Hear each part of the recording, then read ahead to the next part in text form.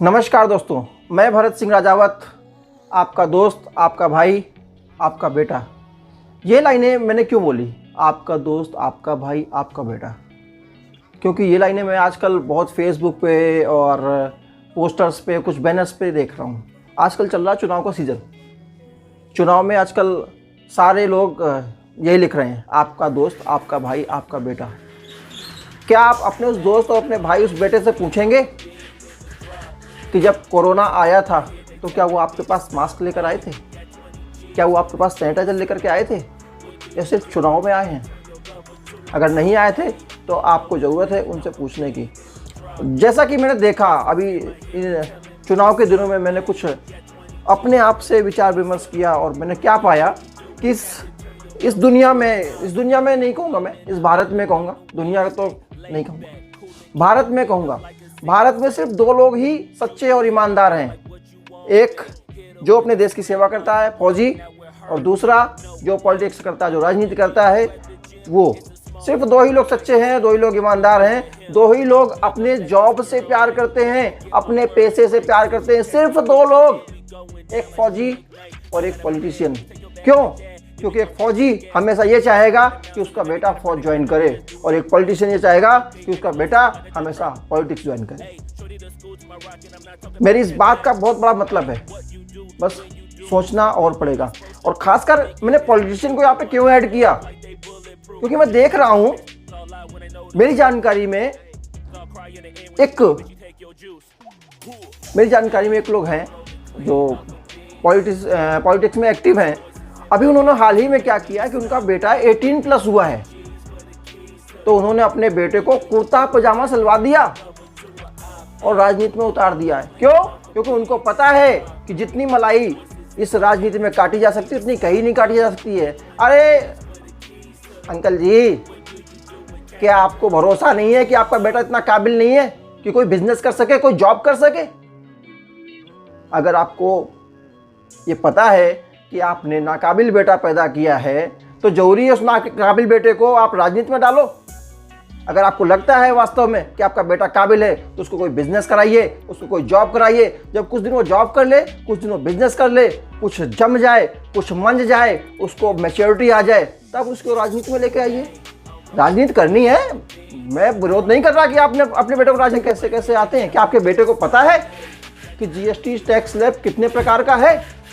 आपको जो पैसे आते हैं वो हम जैसे लोगों के, ये जो देखो, ये हम लोग बिल भरते हैं ना, इनके जीएसटी से हम जो प्रॉपर हर महीने 20 तारीख पे भी 20 तारीख आ रही है, हमको टैक्स भरना है। अगर टैक्स नहीं भरेंगे तो सरकार नहीं चलेगी, सरकार नहीं चलेगा, देश नहीं चलेगा। क्या आपको पता है कि जीएसटी टैक्स स्लैब कितने प्रकार का होता है? क्या आपको पता है कि लोहे की खरीदारी में कितने % टैक्स लगता है? क्या आपको पता है कि टैक्स ना भरने पे कितनी डेली की पेनल्टी होती है? ये आपके बेटे को पता है। और ये सिर्फ एक पॉलिटिशियन के लिए नहीं है, ये उन सब लोगों के लिए ये वीडियो है जो लोग अपने बेटे को 18+ होते ही सोच रहे हैं चुनाव में डाल दें। क्योंकि आपको सिर्फ ये पता है कि चुनाव में पैसे आते हैं, आपको ये नहीं पता है कि आपका बेटा निकम्मा है, आपका बेटा कायर है, आपने एक बेनकारा औलाद पैदा की है जो समाज में कहीं जाके कुछ बिजनेस नहीं कर सकता, कोई जॉब नहीं पा सकता। इसलिए आप उसको लेके आए राजनीति में, तो जाके लोगों के पैर छू सकता है, बस लोगों को पैर छुएगा और वोट मांग लेगा। आपको जरा भी शर्म नहीं आती? मेरे दो बेटे हैं, मैं कभी नहीं चाहूंगा कि मेरे बेटे मेरा बिजनेस करें। कोई भी इंसान ये नहीं चाहेगा कि उसका बेटा उसकी दुकान पर जाए, कोई भी इंसान नहीं चाहेगा कि उसका बेटा उसकी जॉब में जाए।